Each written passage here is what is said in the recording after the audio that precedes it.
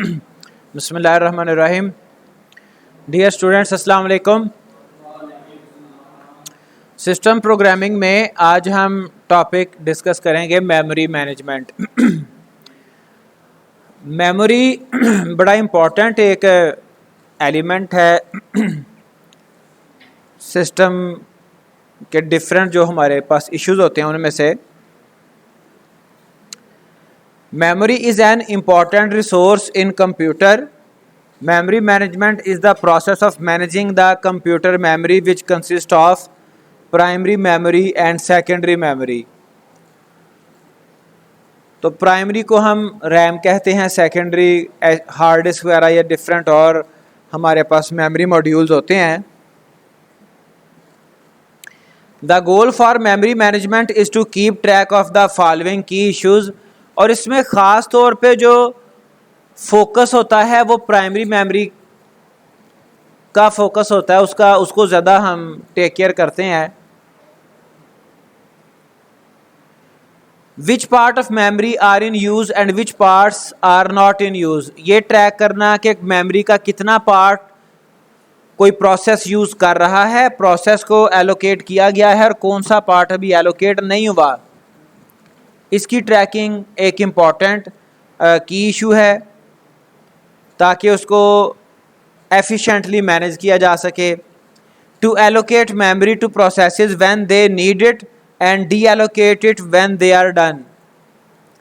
अगर memory revoke ना की जाए, डी एलोकेट ना की जाए, तो क्या होगा, शॉर्टेज ऑफ मेमोरी फेस करना पड़ेगी। ये एक इशू है। स्वैपिंग है, डिमांड पेजिंग है। तो ये हमारे मेमोरी मैनेजमेंट के की इश्यूज हैं।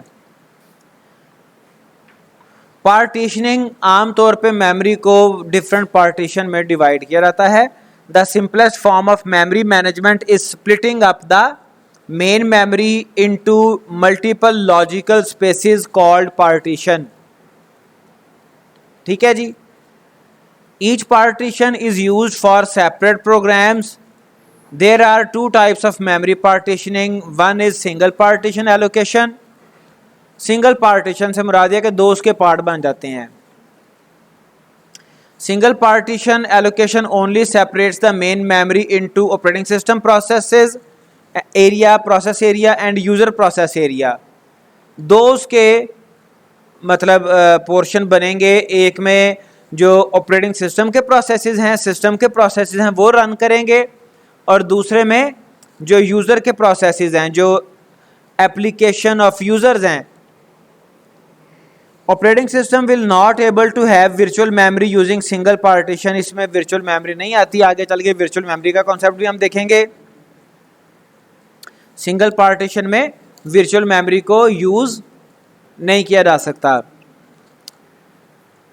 Using single partition is very ineffective because it only allows one process to run in the memory at one time. Multiple partition allocation, most of the operating system nowadays using multiple partition because it is more flexible. Due to its flexibility, multiple partitioning को use करते हैं।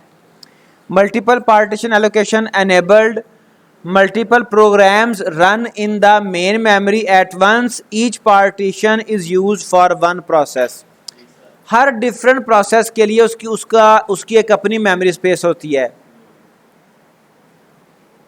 और इससे काफ़ी तरह के benefits, security achieve की जाती है।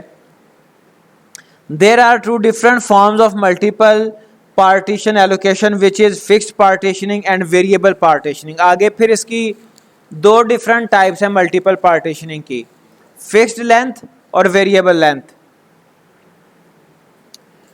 Fixed partitioning divides memory up into many fixed partitions which can not be changed. तो इसका सिर्फ इतना देखने से हमें समझ आ रही है कि there must be a major issue कि उसको लार्जर साइज में पार्टीशन बनाते होंगे ना, लेकिन कुछ प्रोसेसेस ऐसे होंगे जिनको कम मेमोरी रिक्वायर्ड होगी, तो उसको जो बड़ी पार्टीशन एलोकेट की गई है तो definitely that partition will be wasted. However, variable partitioning is more flexible because the partitions vary dynamically in the later as processes come and go. Variable partitioning has been used in Unix. तो Unix में variable partitioning use की जाती है. वैसे generally हमारे पास दो techniques हैं, fixed length और variable. Next is Unix memory management strategies. There are number of memory management strategies. Overlays है, स्वैपिंग है, वर्चुअल मेमोरी है, डिमांड पेजिंग है. Overlays program will be placed into memory during execution. However, a large program will divide into small pieces and loading the pieces as they needed. अब आपको शायद पहले भी discuss किया था कि हमारा जो ऑपरेटिंग सिस्टम है वही अच्छा खासा उसका साइज़ वो कंज्यूम करता है. आपने देखा हार्ड डिस्क के ऊपर सम टाइम वो 20-30 GB तक भी हमारा OS साइज कंज्यूम कर रहा होता है मेमोरी, और 10 GB से तो ज़्यादा होती ही है आजकल. जो विंडोज़ हम इंस्टॉल करते हैं 10 हो गई या नॉर्मली 10 चल रही है आजकल. तो अगर वो सारा, चूँकि हमारे सिस्टम में हर वक्त OS तो चल रहा होता है, ये तो हमें पता है, OS चलेगा तो सिस्टम चलेगा. तो होता क्या है, अगर 10 GB की ही बात करें तो वो तो रैम में नहीं आ सकता. रैम तो हमारी नॉर्मली 8 GB होती है. 16 भी हो तब भी अगर 10 GB सिर्फ OS के लिए उसने कंज्यूम कर लिया, अगर हम अज्यूम करें कि OS 10 GB पे कंसिस्ट कर रहा है, तो बाकी तो बहुत कम स्पेस बचेगी. तो फिर इसका वही तरीका होता है कि डिफरेंट उसको मतलब सेक्शंस में डिवाइड किया होता है प्रोसेस को, और जो उसका पोर्शन रिक्वायर्ड होता है वो मेमोरी में आ जाता है. Overlays will replace the new pieces with the program which is unused. अब जो प्रोग्राम का पार्ट अनयूज्ड होगा उसके साथ नए पार्ट्स रिप्लेस होते रहते हैं ताकि मेमोरी भी रिकवर हो जाए, उसको एफिशिएंटली यूज भी किया जा सके. Unix is using this technique to run a new program by fork the running process which is also known as fork execute. तो ये overlays Unix में यूज़ किए जाते हैं. As you can see यहाँ पे ये हमारे पास मेमोरी दिखाई गई, ठीक है जी. तो ये उसके डिफरेंट प्रोसेस के डिफरेंट पार्ट्स हैं. जब कोई पार्ट यहाँ पे मेमोरी में एग्जिस्ट कर रहा है, उसकी ज़रूरत है, वो मेमोरी में रहेगा. When ever it will B unused, it will not be needed, तो इसको जो है वो दूसरे के साथ रिप्लेस हो जाएगा. Next is swapping. स्वैपिंग बड़ा सिंपल सा कॉन्सेप्ट है. स्वैपिंग से मुराद यह कि दो चीज़ों को आपस में बदल देना, इंटरचेंज कर देना. Swapping consists of bringing in each process in physical memory entirely and running it. जब कभी भी मेमोरी में कोई एक प्रोसेस चल रहा है और दूसरा प्रोसेस हम मेमोरी में लाना चाह रहे हैं उसकी जगह पे, तो ये कॉन्सेप्ट स्वैपिंग कहलाता है. अगर मेमोरी में प्रोसेस आ रहा है that will be called as swap in. अगर मेमोरी से वापस जा रहा है that will be called as swap out.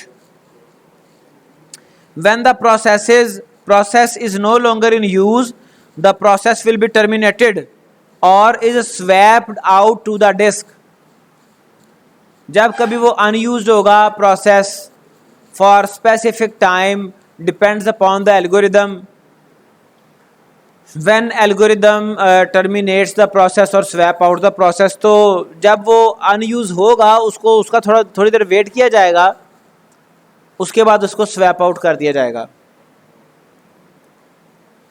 जैसा कि आपको यहाँ पे ये यू कैन सी क्लियरली कि ये कोई प्रोसेस P1 था, ये हार्ड डिस्क है आपकी, तो ये मेमोरी से हार्ड डिस्क में प्रोसेस को स्वैप आउट किया गया। मेमोरी से जब हार्ड में जाएगा that will be called as swap out, और जब हार्ड से मेमोरी में जाएगा swap in. Process P1 is swapped out and process P2 is swapped in into memory from disk. Now swapping में एक फ्रेगमेंटेशन प्रॉब्लम आती है। There are two types of fragmentation in OS which are given as internal and external. अब ये होती क्या है? Internal fragmentation happens when the memory is split into fixed sized blocks. Whenever a method requests for the memory, the fixed sized block is allotted to the method. तो उसको वो पूरा block ही allot होगा। Just in case the memory allotted to the method is somewhat larger than the memory requested, उसने फर्ज करें कोई 100 KB memory request की, उसे मिल गई 1000 KB, ठीक है जी। Then the distinction between allotted and requested memory is that the internal fragmentation, वो जो उसने रिक्वेस्ट की थी और जो उसे अलॉट हुई है उसके दरमियान जो डिफरेंस होगा that will B internal fragmentation, ठीक है जी। ये असाइंड मेमोरी है, रिक्वेस्ट की गई थी इतनी स्पेस की, ये जो ब्लू एरिया है, लेकिन जो असाइन हुई है चूंकि फिक्स्ड साइज ब्लॉक्स हैं, ये जो एक प्रोसेस था उसने ज़्यादा स्पेस कंज्यूम की, उसकी एम्प्टी स्पेस थोड़ी है। एक दूसरा प्रोसेस है उसने कम स्पेस कंज्यूम की, एम्प्टी स्पेस उसकी ज़्यादा है। Anyway it is internal fragmentation. External fragmentation happens when there is a sufficient quantity of area within the memory to satisfy the memory request of a method. Process ने memory request की, उसको satisfy करने के लिए RAM में जगह मौजूद है, but however the process memory request can not be fulfilled, उसको फुलफिल नहीं किया जा सकता, जगह मौजूद है, फुलफिल नहीं किया जा सकता। क्यों? Because the memory offered is during a non contiguous manner, ठीक है जी। और कहीं एक जगह पे थोड़ी सी मेमोरी पड़ी है, दूसरी जगह पे थोड़ी सी पड़ी है, लेकिन इकट्ठी नहीं है, ठीक है। चूंकि इकट्ठी नहीं है तो आप वो अलॉट नहीं कर सकते। Either you apply first fit और best fit memory allocation strategy, it will cause external fragmentation. अब इसको ओवरकम करने के लिए फर्स्ट फिट, बेस्ट फिट और वर्स्ट फिट डिफरेंट टेक्निक्स हैं जिनको यूज़ करते हुए एक्सटर्नल फ्रेगमेंटेशन को सॉल्व किया जाता है, लेकिन ये कॉन्सेप्ट आपका एक्सटर्नल फ्रेगमेंटेशन है, ठीक है। इसको हम सिंपल एग्जांपल से भी समझ सकते हैं। आपके रूम में आपने कुछ चीज़ें एडजस्ट करनी है, कोई डेली यूज़ का सामान है, फर्नीचर है, कुछ भी, तो आप उसको अगर अच्छे तरीके से मैनेज नहीं करेंगे थिंग्स को, चीज़ों को, तो होगा क्या?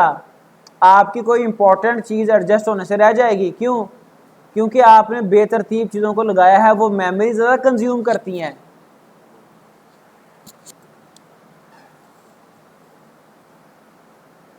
तो ये देखें, ये असाइंड स्पेस थी, यहाँ पे अब यूज स्पेस की बात नहीं की जा रही। असाइंड स्पेस ये है, एक ये असाइंड स्पेस है, और आप देख सकते हैं कि इससे पहले ये वाली भी फ्री स्पेस है, ये वाली भी फ्री स्पेस है, ये वाली भी फ्री स्पेस है।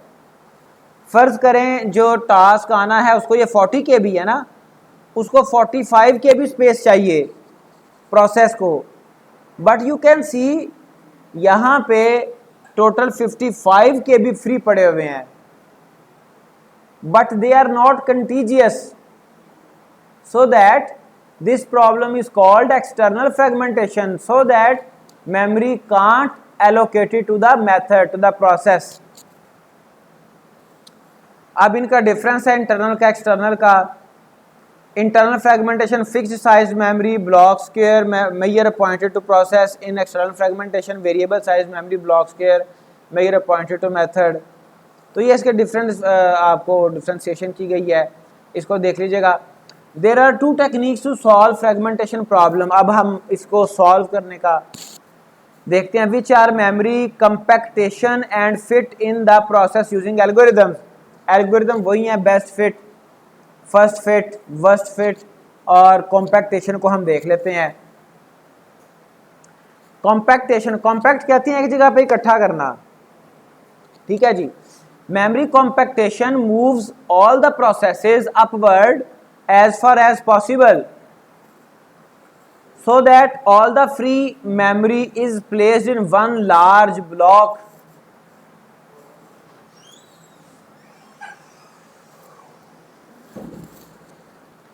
Most processes will grow as they run. Most processes will grow as they run. कोई ना कोई उसमें उनको ज़्यादा मेमोरी रिक्वायर्ड होती है उनके एग्जीक्यूशन के दौरान।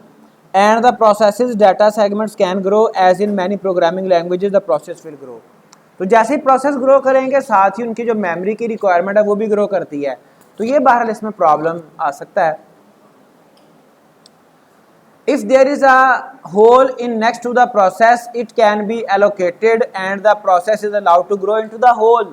अब अगर उस मेमोरी के आगे थोड़ी स्पेस अवेलेबल है तो अगर प्रोसेस ग्रो करता है और उसकी मेमोरी रिक्वायरमेंट भी ग्रो करती हैं तो वो उस होल में से उसको स्पेस अलॉट की जा सकती है।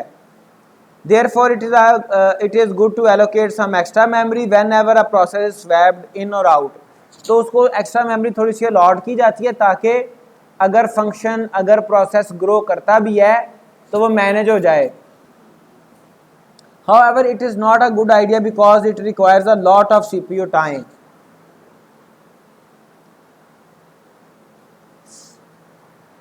एल्गोरिदम्स हैं, यानी कि जो फ्रेगमेंटेशन है उस पर टाइम लगता है ज़्यादा।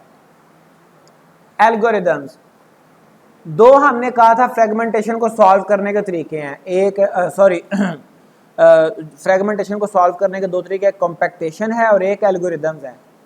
Algorithms, there are three different types of algorithms can be used to loads the program whenever the memory space is unused, which is first fit, best fit and worst fit. First fit, the memory manager scans along the list and allocates the first fit space to fit the process. फर्ज करें वहाँ पे memory में काफ़ी सारे holes हैं, 10 KB का है, 15 का है, 20 KB का है, 30 KB का है, और जो प्रोसेस स्वैप इन होना है या जो प्रोसेस आना है मेमोरी में उसको स्पेस चाहिए 9 KB। उसके सामने 30 KB का ब्लॉक आया, उसने वही अलॉट कर दिया। फर्स्ट फिट, उसने ये नहीं देखा कि प्रोसेस क्या है। But first fit is a fast algorithm because it searches as little as possible. जो उसे स्पेस मिली वही एलोकेट करता है, तो सीपीयू को ज्यादा काम नहीं करना पड़ता। Next is best fit, the memory manager scans the whole list and takes the smallest hole that will fit the process. वो as small as possible hole allot करता है। रीज़न ये है कि जो इतनी स्पेस वो रखता है डेफिनेटली कि अगर प्रोसेस ग्रो करे तो थोड़ी सी उसकी कंपनसेशन हो जाए, लेकिन वो 5 KB रिक्वायरमेंट पे 50 KB अलॉट नहीं करता। रिक्वायर्ड 5 KB है तो वो जनाब को 7-8 KB वाला होल उसको बेस्ट फिट के तौर पे अलॉट कर देता है। Best fit is slower than first fit because it must search the whole list every time it is called. तो ये है स्लो, सीपीयू को ज़्यादा काम करना पड़ेगा। Worst fit, the memory manager scans the whole list and takes the largest available hole so that the hole broken will be big enough to be useful. तो ये वर्स्ट फिट है, जो सबसे बड़ा स्कैन ये भी करता है, सीपीयू का टाइम भी लगेगा स्कैनिंग पे, और जो सबसे बड़ा होल है, सबसे बड़ा ब्लॉक है, वो असाइन करेगा, so that it will be called as worst fit. The next is virtual memory. Unix operating system allows user to fully utilize the physical memory installed in the system as well as part of the hard disk called swap space, which have been designated for use by the kernel while the physical memory is insufficient to handle the task. अगर आपकी RAM insufficient है तो hard disk की कुछ space utilise की जा सकती है, जितनी कर्नल ने एलोकेट की होगी, जितना उसका परसेंट एलोकेट किया होगा उसको यूज़ किया जा सकता है for the sake of insufficiency of RAM, insufficientness of RAM. Virtual memory managers will create a virtual address space in secondary memory, which is hard disk, and it will determine the part of address space to be loaded into physical memory at any given time.